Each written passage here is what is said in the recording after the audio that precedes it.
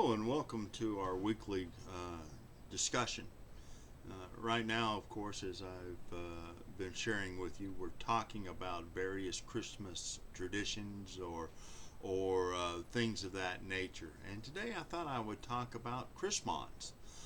Christmas actually came about in the late 40s, early 50s in Virginia with one of our Lutheran churches. And it started off by just trying to make some nice little ornaments for the church, but it became something more. Now, a Christmon is a Christ monogram. It has something to do with the Christian story or the Christmas story in some way, but it focuses around these monograms. Now, a monogram, of course, are the initials.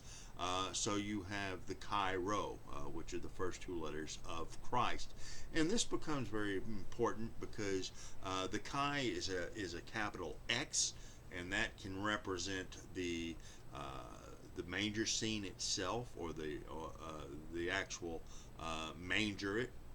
And the row is a capital P, which looks like a shepherd's crook. So when you have the chi and the rho together, the chi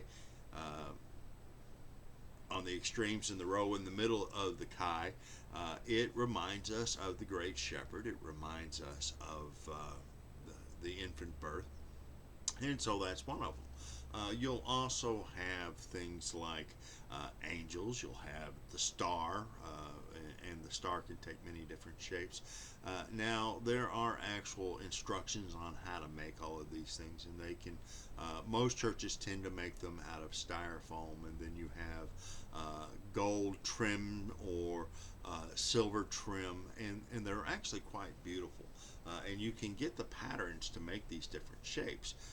But all of the shapes have something to do with Jesus, whether it be the ichthus fish. Ichthus is the Greek word for fish, and it is probably the oldest Christian symbol that we know of. It was actually kind of a password, so to speak, for those early Christians that were dealing with persecution. You would be talking to someone, maybe you thought maybe they were a follower of Jesus because of some of the things they were saying, but you weren't sure. So what you would do is you'd take your foot and you would just make a kind of like a half circle in the dirt in front of you. And as they were talking, if they were a Christian, then they would make a half circle connecting at the one end, and it would make the shape of a fish. And you knew that by doing this, the two of you were part of the Christian church. Now, originally, the church was known as the Way when this was happening, and so you were a part of the Way. And so, ichthus also happens to be a monogram for Jesus. If you spell out ichthus, each letter becomes the first letter of a sentence and the sentence is Jesus Christ, Son of God, Savior.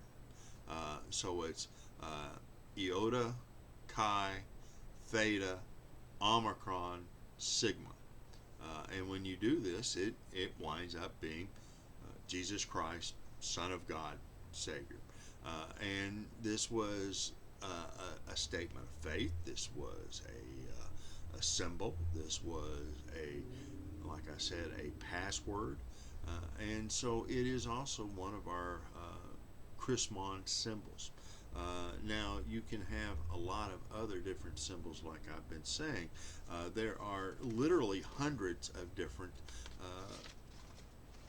monograms for Christ. You might have the Ten Commandments with a cross. You might have the fleur de lis. There are dozens and dozens of these things, and they all, once again, point to Christ or the Trinity in some way. It may be a crown. It may be a triangle. It may be a variation of any of these. Obviously, there are a ton of different crosses that are used. And so when you get the manuals or the instructions off the internet, they'll have all kinds of different patterns, and these can be cross-stitched. Like I said, they can be made out of styrofoam. They can be made out of wood. I had one one church where they actually cut it out in felt and then starched the felt. But it makes for wonderful Christmas decorations for the tree, which is in normally the sanctuary. And it kind of makes a very special Christmas decoration for the church in a way that is very appropriate. Now, this also brings to light the Christmas tree itself. Now, by now, you've had somebody who have told you, yes, this came from the solstice celebrations in Europe. It is a pagan symbol, but the early Christian church very often would find these things, and rather than trying to stamp them out, they would give them new meaning. The Christmas tree is a prime example.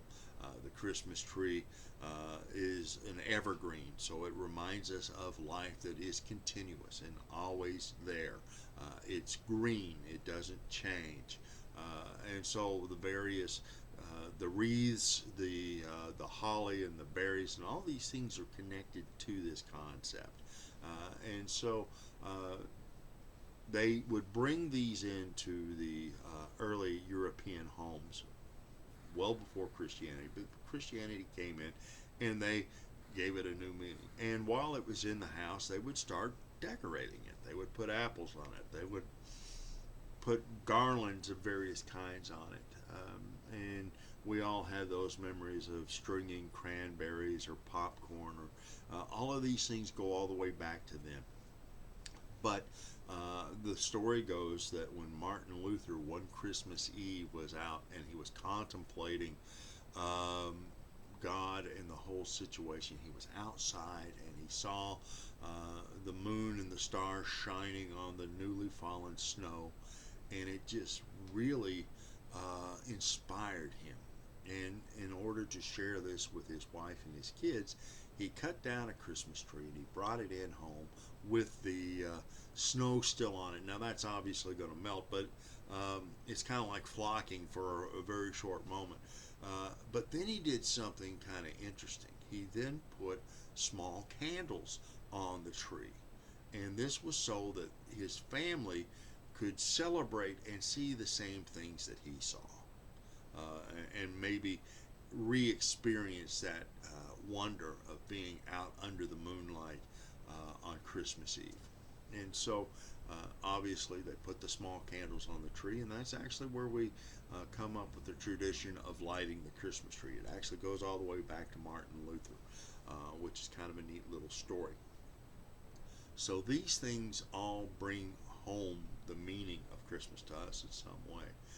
But it also shows us a great example of how even today we can take something that's happening outside the church and we can internalize it and bring it to be a part of our tradition, a part of our thinking, a part of our being. And so we don't have to just live in the traditions of the past. We don't have to stay static in time. We can come up with new traditions. We can come up with new Christmas carols. We can come up with new ways of seeing the world and seeing God's creation. And when we do these things, it truly brings us a chance to have joy, to bring hope into the world, to have love and peace that lasts longer than just a few days. So that's what the Christmon is. It is a symbol of our faith. It is a symbol of God's faith in us. It is a reminder that we are a part of the gift and that the gift continues, not just for a day, but for eternity. Now, I hope to hear from you as to what you think about some of these topics, or if you have some questions about something, or any kind of comment. Just remember to be respectful, and remember that whatever you put down, as soon as it hits the internet, it's there forever. But otherwise, we hope that you have a great week, and we'll see you next week.